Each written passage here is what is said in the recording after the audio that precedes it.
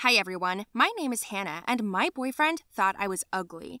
Tell me, are there a lot of girls around here who were humiliated by their boyfriends? Give me a plus sign in the comments because I'm with you. And please write how he did it and what he was trying to achieve. I have a real life story, and I need your support. It all started when I was 15. I met Paul when I was walking my grandmother's dog in the park, yawning, not because I was tired, but because I was terribly bored. I hadn't been in a relationship before, maybe because I wasn't pretty. I thought I was overweight, even though I'd been told my weight was normal. Well, hell, to weigh 50 kilograms at height 160 seemed to me not very. My belly hung, my nose stuck out, my skin was fat, so… Anyway, I walked that day in my usual image, as a pooch. There in sweatpants, hoodies, with a bob on my head. Then my dog got off the leash. Not a Chihuahua, but a whole Saint Bernard. Remember, in the movie Beethoven?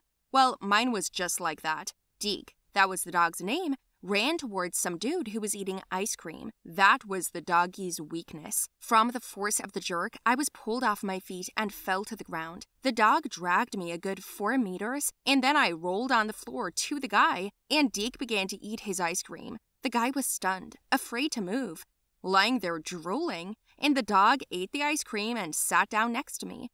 I stood up apologetically, but I read laughter in the guy's eyes. What? What's wrong? I wanted to apologize. I'm so embarrassed. You're hurt. Excuse me? Your clothes are torn. I put my head down and realized that my pants were ripped to shit. My Hello Kitty panties were sticking out. My knees were ripped and bleeding, and I was so dirty. Ugh! Deke, stupid dog! What have you done? I'm turning you into a shelter, you hear me? Okay, it happens. Here, take my sweatshirt. You can cover yourself with it. That's embarrassing. After what you've been through, I have to ask you out. What?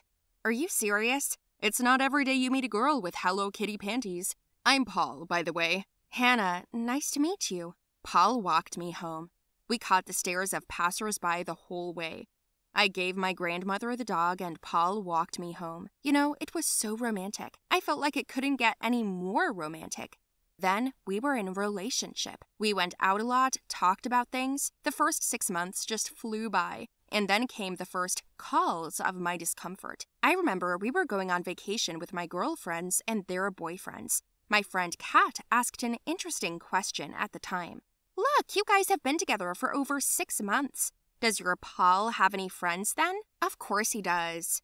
Have you ever seen them in your life? Well, I know a lot about them and we say hi to each other. Through Paul? Yeah. Don't you think that's weird? He hangs out with us all the time, but he hasn't introduced you to his friends yet. No, well, I hadn't thought of that. And you should have. My George introduced me to his friends in a week. And then his whole family within a month. Well, let's not get ahead of ourselves. What's the rush? I'm not telling you to get married. It's not normal. I'm fine. We're fine. Well, look, I was just asking. And this conversation did not leave me alone. I went to Paul's social network page, and only then did I notice that he didn't have any pictures of me. After the party, I unobtrusively asked him why he hadn't posted any pictures of me for so long. Paul said he would that day, so I decided to wait. The next day, I saw a picture of the two of us standing in an embrace. He behind me in front. Except my face didn't look like mine. What is this? The photo. Yes, but where am I? There. That's not me. Why have you photoshopped my face? That's a doll, not me. Well, there are your lips and your eyes, a little bit. You made me look prettier, my hair longer, even changed the shape of my nose. Just a little. I don't get it. Are you ashamed of me? No, I love you. You know that. It's just, it would be nice if you lost some weight, grew your hair, or started doing makeup. What's wrong with my face without makeup?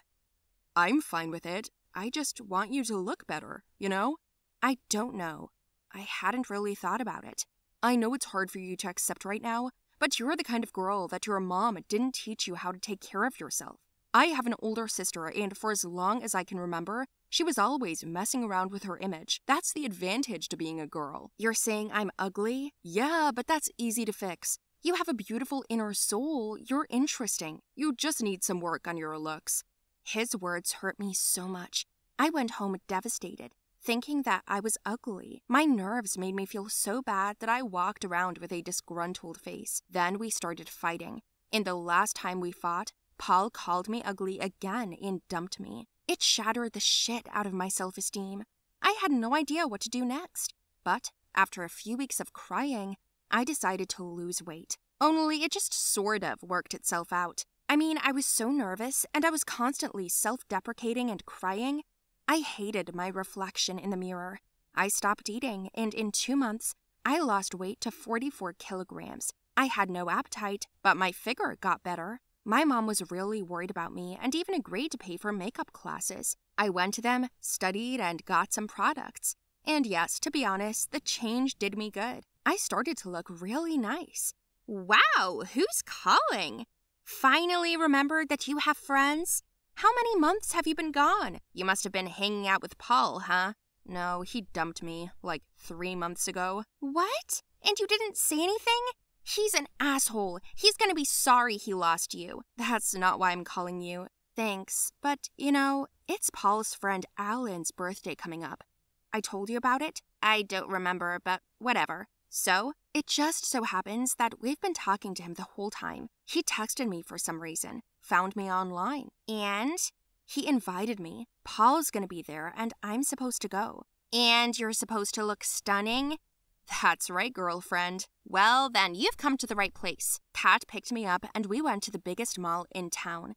It took us about 4 hours, no less, but before that, Kat showered me with compliments. She told me that I looked really thin and that I had great makeup on. That's what you've been doing all this time. I'm sorry, I should have called you. You needed a fucking friend. Oh no, you didn't need to. I'm not offended, especially since I cut myself off. I needed to process everything. You do look better now, but he had no right to call you names.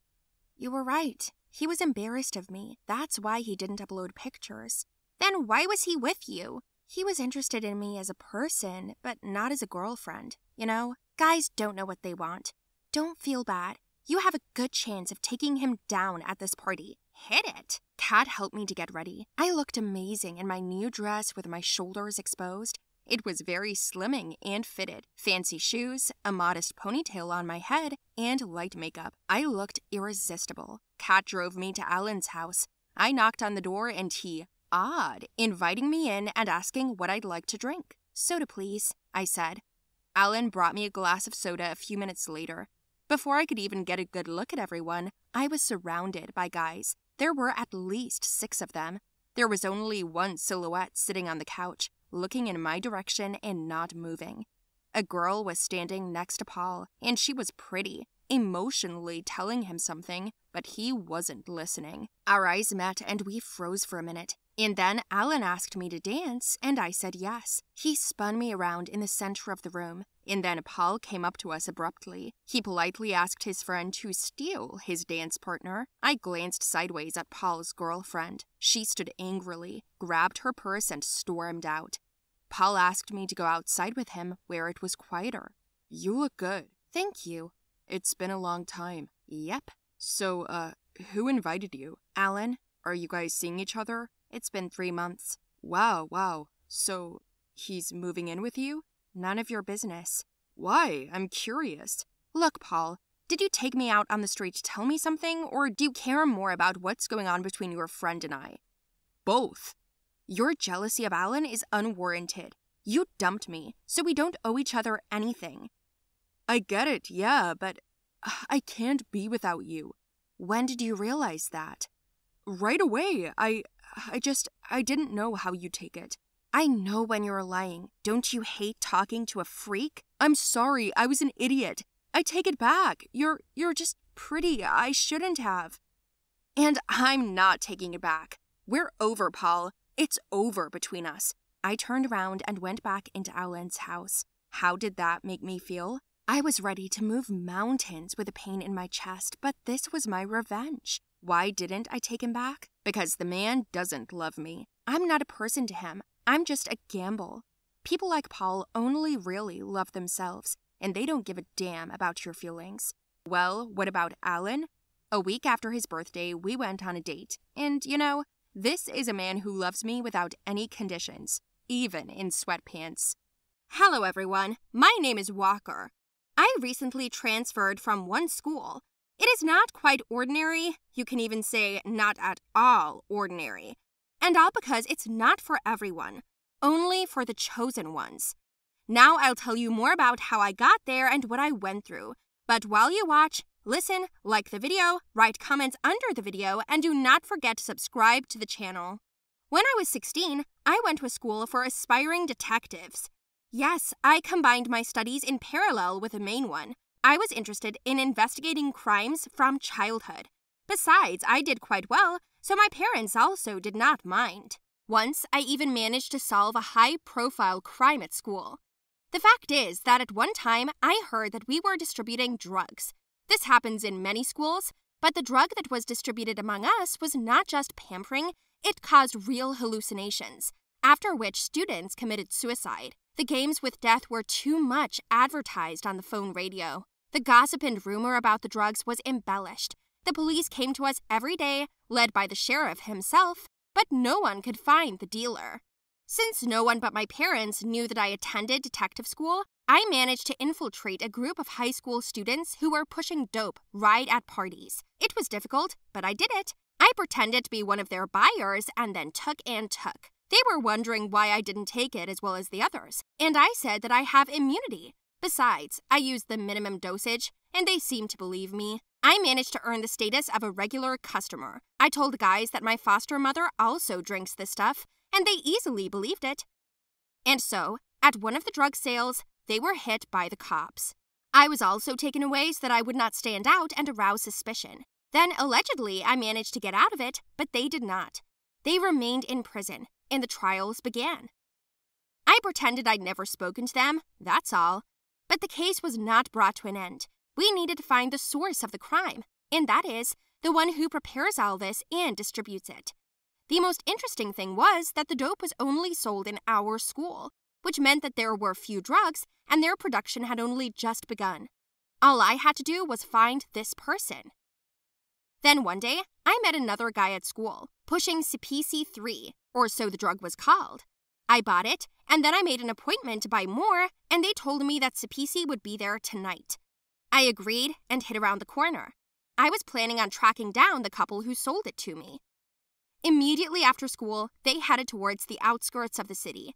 It wasn't difficult to follow them, but as soon as I got even closer to the fence, the guards chased me away. Then I decided to go there under a different guise. I remembered that our director had connections there. I think a friend or a relative worked there. That's it. All I had to do was pretend to be bad. All children with a terrible psychological state were taken there. It was worth getting a certificate from a school psychologist. This place was called the second school, but once inside, it was more creepy than I'd imagined. My supposed uncontrolled outbursts of aggression were treated with sedatives. I pretended to drink them, and I secretly watched the locals. There I saw most of the guys from our school, including those who were drugged but survived. Something must have happened to their brains to be there. It wasn't easy for me there at first. The orderlies there were petty. It was not worth disobeying them once, because they immediately hit the kidneys with a baton, despite the fact that we were children and they did not feed us well there. At best, once a day, and sometimes completely forgot, but regularly gave pills, after which the violent became quiet and upside down. I never saw the director, but I planned to get to his office, and I did it last night. I somehow ran through the nurses. I managed to pick the lock and go inside. I was looking for a clue. Why were the dealers coming here? I accidentally bumped my folder on the table, and documents with photos of those dealers, or rather all the dealers, and the arrested ones, fell out. And then I saw other photos. These children were sitting in the ward. They were pumped with something. Then I realized that they were all being used here. Suddenly, the photo on the table caught my eye. Oh no, the director of the psych ward was our director's twin brother. Then there was a noise, and I abruptly hid under the table. Someone came in. Damn, I forgot to close the door again. So where is it? And here they are, said the voice, and picked up the documents from the floor. Then he called someone and said that the children were ready. It was time to let them out. As soon as he finished, he left the office. I hesitated for a moment, and then I was going to run out and run to the police, but as soon as I went out the door, I was immediately stopped, pressed against the wall, and threatened. "What were you doing in my office?" the director shouted. I was confused, scared, and then I said that I had taken Sapisi and I felt uneasy. You're on the pill. Go on, go back to your room. Your turn to sell is not yet here," he said to me and let me go. Then I realized that he was pumping the kids, luring them to him with his brother's help and making the kids free dealers. Well, the children who died were not his concern. I managed to run out of the school by a miracle. The first thing I did was run to my office, and I told my mentors everything, and with them I went to the police, where we drew up a search warrant. The management of the two schools were caught red-handed, and the crime was solved. It turns out that they mixed psychotropic drugs and distributed them to school children, a vague business that failed miserably. Yes, I was proud of myself and the work I had done. This proved once again that I chose the right profession. After it was all over, I continued my studies as before, only now I felt a little calmer for myself and my friends. Then it turned out that our director and his brother were already involved in similar cases related to smuggling, only they managed to get free, and then they changed their names and surnames. Well, now they're going to jail for a long time, that's for sure. That school for psychos was closed. It shouldn't have been there. But they made an excellent dance school out of it, and now you can get there completely legally and at will. Do you think we did the right thing?